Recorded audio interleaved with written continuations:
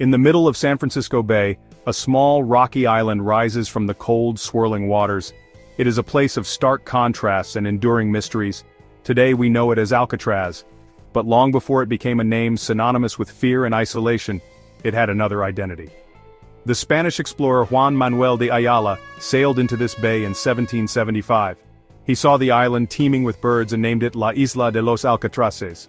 This translates to the island of the pelicans, a place of nature, not of men, a sanctuary for seabirds, not a cage for the country's most dangerous criminals. How did this windswept rock, home only to birds, transform into the world's most infamous prison? The journey is a story of America itself. It is a tale of war, of crime, and of the desperate need to believe that some places and some people could be contained. The island's isolation was its most defining feature. The treacherous currents and frigid waters of the bay created a natural barrier, a moat more formidable than any man-made wall. This very isolation first attracted the U.S. military, who saw its strategic potential. They built a fortress here, a sentinel watching over the Golden Gates of San Francisco. The transition from a military fort to a military prison was a natural one. The Civil War brought prisoners of war and military offenders to its shores. The island began to earn its reputation as a place of no return. But its most legendary chapter was yet to be written. In the 1930s, a new kind of war was being waged on the streets of America. It was the era of the gangster, of organized crime, and of criminals who seemed untouchable. The government needed a symbol, a place that would prove no one was above the law. They needed a prison from which there was truly no escape. And so, the island of the Pelicans was remade once more. The old military prison was torn down, and a new concrete fortress was erected in its place. This was Alcatraz Federal Penitentiary, a maximum security, minimum privilege facility designed for one purpose: to hold the worst of the worst. It was not just a prison, it was a statement. A declaration that society had a final answer for men like Al Capone and Machine Gun Kelly. Here, on this 22-acre rock, their power, their influence, and their freedom would come to a definitive end. Or so it was believed. The decision to create Alcatraz Federal Penitentiary was born out of a national crisis. During the Great Depression, crime rates soared, and a new breed of celebrity criminal dominated the headlines. Figures like Al Capone operated with impunity, making a mockery of the justice system. The Federal Bureau of Prisons needed a solution, a place so severe that it would break the spirit of even the most hardened inmates. They needed a prison that was not about rehabilitation, but about absolute control and punishment. Alcatraz was chosen to be that place, a final stop for those deemed incorrigible. The transformation was immense. The U.S. Army had already established a military prison on the island, but the federal government envisioned something far more formidable. Construction began in 1934, reinforcing the existing structures with tool-proof steel bars and installing advanced locking mechanisms. The cell house was designed to be a prison within a prison with 4 main blocks, A, B, C, and D. The cells were stark and tiny, measuring just 5 feet by 9 feet. Every aspect of the design was focused on one thing: preventing escape. The island itself, surrounded by freezing turbulent waters, was the ultimate deterrent. The rules of Alcatraz were as harsh as its physical structure. In the early years, a strict code of silence was enforced. Inmates were not allowed to speak to one another for most of the day. This silence was a form of psychological warfare, designed to break down the inmate's sense of community and individuality. Privileges were few, and had to be earned through impeccable behavior. Access to the library, work assignments in the laundry or kitchen, and even letters from home were rewards, not rights. Any infraction could land a prisoner in the dreaded D block, a place for solitary confinement known simply as the Hole. The prison was not just a symbol for the public, it was a tool for the entire federal prison system. Wardens across the country could use the threat of being sent to Alcatraz to control disruptive inmates. The mere mention of the rock was enough to ensure compliance. It was the end of the line. From 1934 until its closure in 1963, Alcatraz housed some of America's most notorious criminals. It was a place where legends were imprisoned and where the myth of an inescapable fortress was carefully crafted and maintained for the entire world to see. For an inmate, a typical day on Alcatraz was a monotonous and soul-crushing routine. The day began with a loud bell at 6:30 in the morning, followed by a head count. Prisoners would then march in single file to the dining hall, a place nicknamed gas chamber by the inmates. This was because tear gas canisters were embedded in the ceiling, ready to be deployed at the first sign of a riot. The food, surprisingly, was considered some of the best in the federal prison system. This was a deliberate strategy by the first warden, James A. Johnston, who believed that good food would prevent riots and unrest. After breakfast, those with work privileges would head to their assigned jobs in the laundry, kitchen, or various workshops. Work was a highly sought-after privilege, as it offered a brief respite from the crushing boredom of the cell. For those without work assignments, the day was spent in confinement. The small cells offered little more than a cot, a toilet, and a small sink.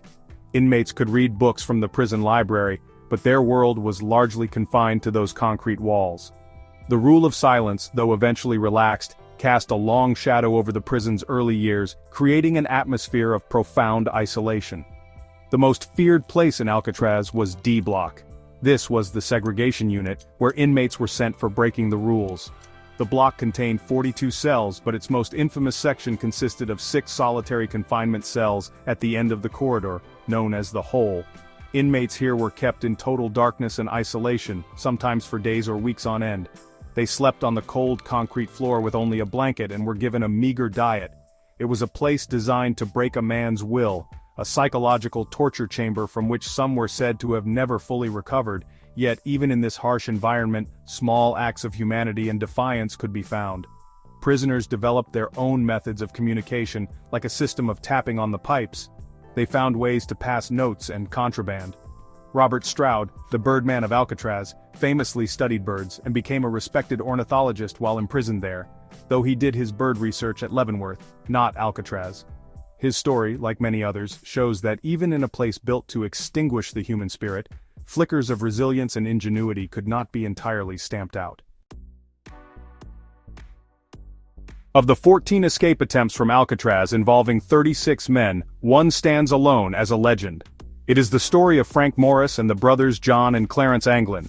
This was not a desperate, violent dash for freedom like the infamous Battle of Alcatraz in 1946.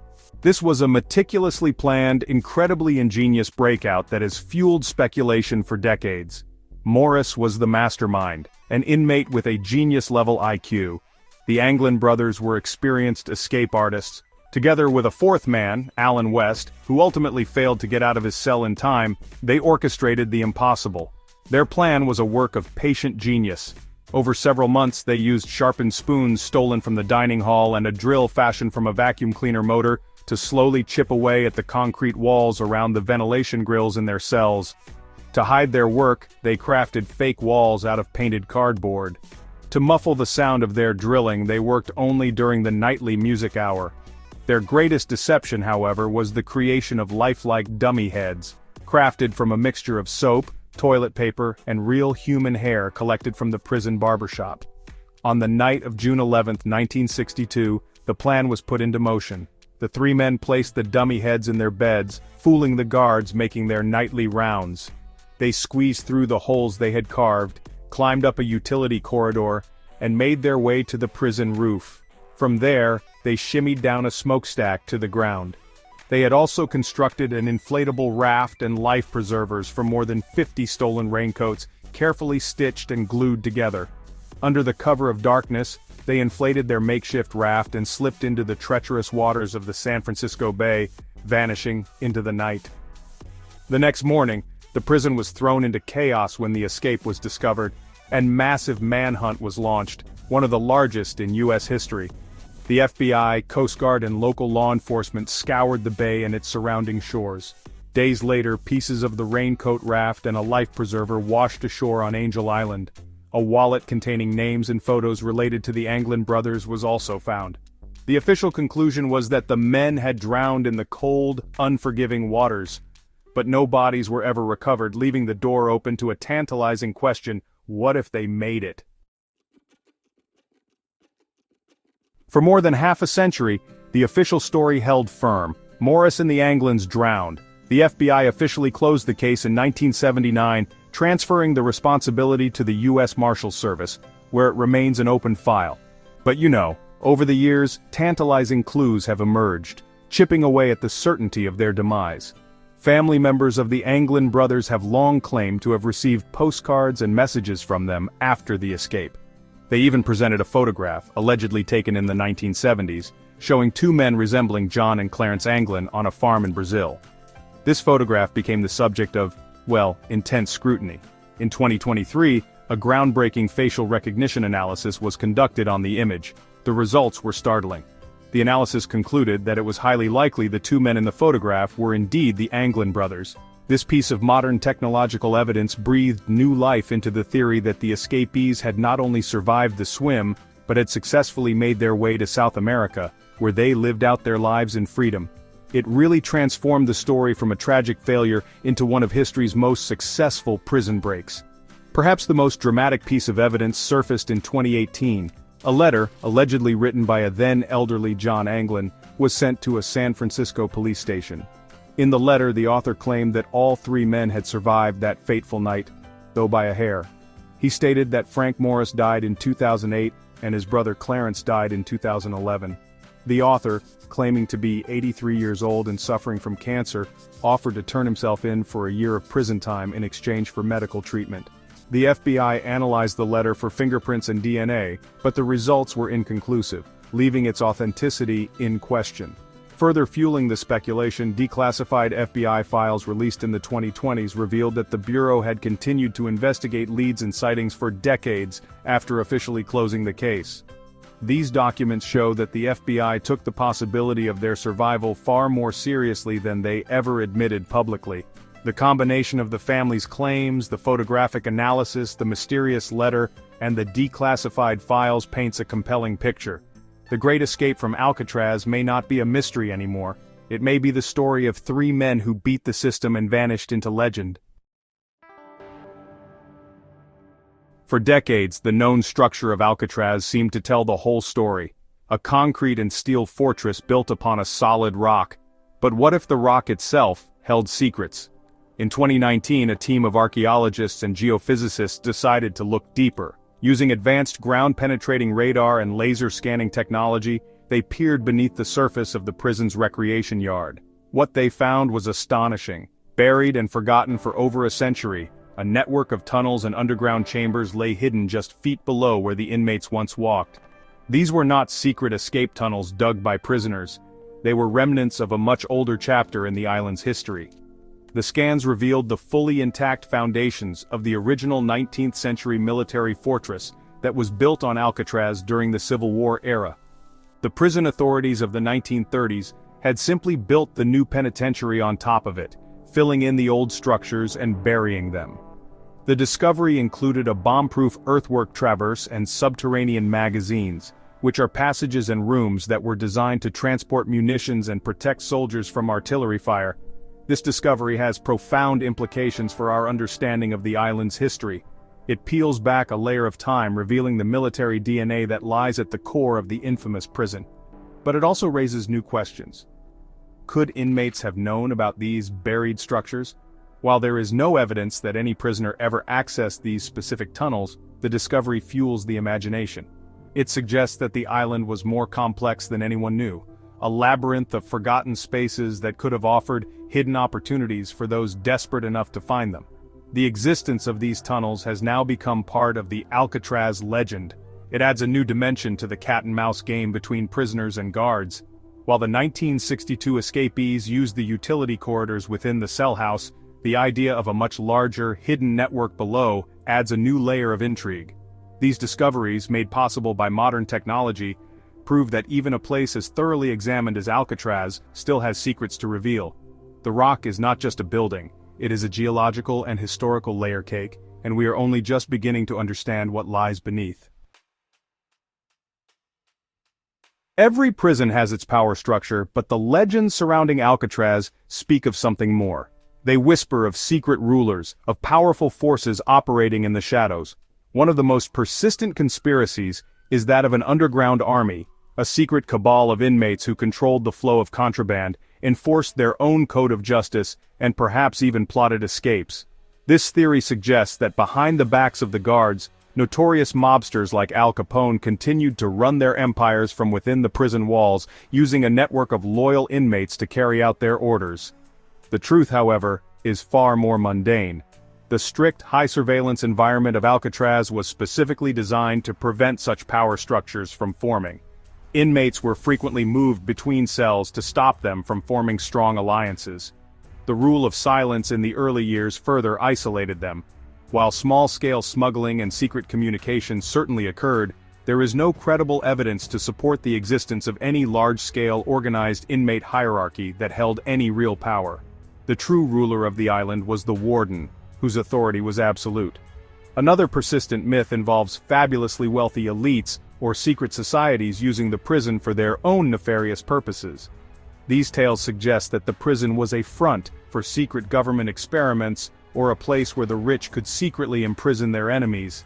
These stories, born from a distrust of authority, paint a picture of a shadow government pulling the strings. Again, extensive historical records, blueprints, and thousands of declassified documents show no evidence of this. Alcatraz was what it appeared to be, a federal prison, run by the Federal Bureau of Prisons, with a clear and documented chain of command.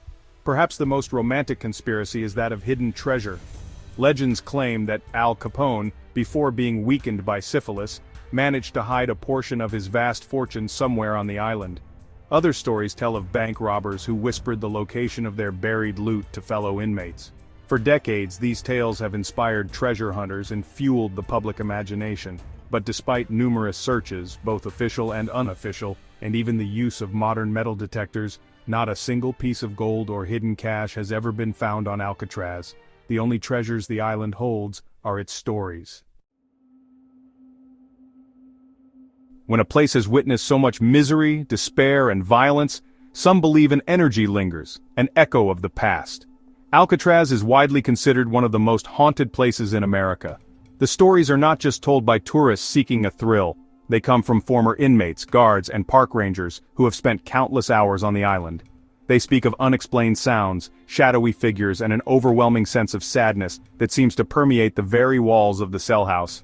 It is as if the suffering of its former inhabitants has been permanently imprinted on the island. The epicenter of this paranormal activity is said to be D Block, the solitary confinement wing. Specifically, Cell 14D is notorious. One story from the 1940s tells of an inmate who was locked in the cell and immediately began screaming that a creature with glowing eyes was in there with him. The guards ignored his cries. The next morning they found him dead. The autopsy listed strangulation as the cause of death, but the marks on his neck were not his own. To this day, visitors and staff report a bone-chilling cold in Cell 14D, even on warm days, and some claim to have felt a powerful, unsettling presence. Other areas of the prison also have their ghost stories. In the utility corridor where the 1962 escapees made their climb, people have reported hearing the sound of clanging metal when no one is there. The prison hospital is another hotspot, with reports of apparitions and disembodied voices.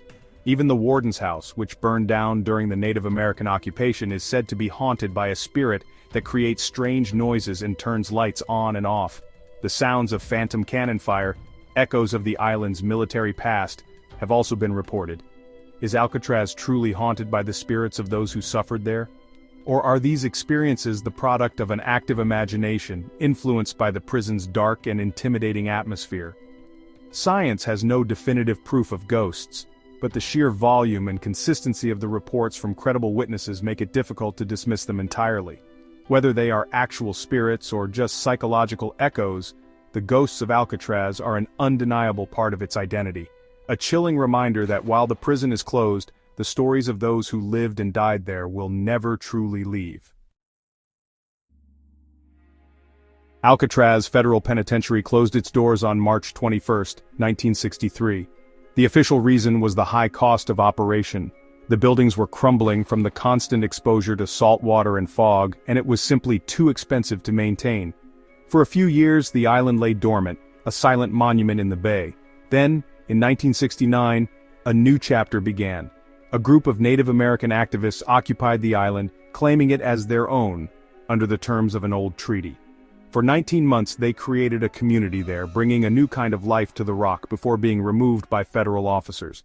Today, Alcatraz is a National Historic Landmark, managed by the National Park Service. Over 1 million tourists visit each year, walking the same corridors as the guards and inmates, peering into the tiny cells, and listening to the audio tour that brings the prison's history to life. It is a place of education, a museum to a unique period in American justice. The truth that has been revealed is that Alcatraz was both a brutal reality and a powerful myth. It was a functioning prison, but it was also a carefully constructed symbol of absolute power and control. We now know more than ever before. We have uncovered the fortress buried beneath the prison yard. We have analyzed new evidence that suggests the most famous escape in history may have been a success. We have debunked the myths of secret rulers and underground armies, replacing them with the more complex truth of life inside. The island's secrets are slowly yielding to technology and research, but each answer seems to bring new questions, ensuring that the legend of Alcatraz will continue to fascinate and captivate us. The rock stands as a testament to a fundamental human question: can any cage truly hold the human spirit? The official history says yes, that Alcatraz was unbreakable, but the whispers of ghosts, the enduring mystery of the 1962 escape, and the simple, stubborn resilience of the men who were imprisoned there suggest a different answer. The prison may be closed, but the story of Alcatraz is not over. It continues to evolve, a permanent fixture in our collective imagination, forever guarding its final secrets in the cold waters of the San Francisco Bay.